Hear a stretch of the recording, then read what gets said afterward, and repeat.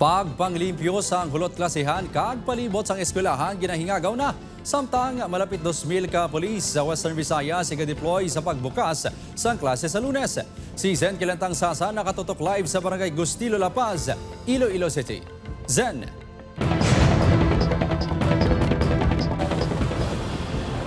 Kim, preparado na ang deployment ng Police Regional Office 6 sa pagbukas ng school year 2026 to 2027.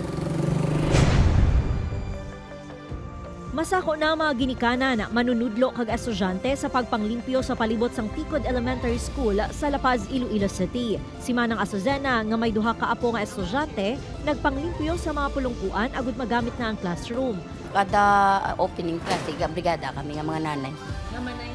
Di siyempre, obligasyon man na namon mo. Hindi lang kay sa maestra isalig, dapat ara man ka mga nanay nga makabulig man eh. Bangod madugay na nga wala sang klase, nayabukan na ang mga libro. Ginpangpintahan man ang mga dingding sang hulot klasehan.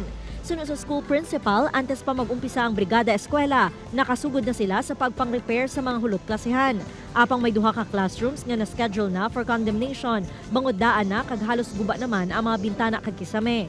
May mga classrooms nga needs repair man, and hopefully ang plan nga building nga i-construct this year maka-start na kay medyo kulang man kami sa classrooms. Sa datos ng Department of Education Region 6, mayara na sang 970,902 learners ang naka-enroll sa public school sa rehiyon. Malapit naman sa 2,000 ka police personnel sa Western Visayas ang iga-deploy sa mga eskwelahan sa Lunes, June 8. Iniagod mapasiguro ang kalinog kagkatawhay sa pagbalik sa estudyante. We will be deploying 1,911 personnel. Composed din siya sa 994 na PNP personnel.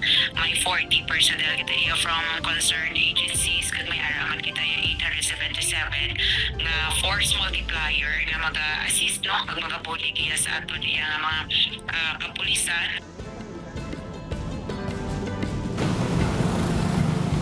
Kim, magluwas sa mga eskwelahan tutukan man sang kapulisan ang mga transport terminal. Ilabi na nga ginalauman nga magadag sa mga pasahero sa Lunes. Kim? Madamogid nga salamat, Zen Kilantang Sasa.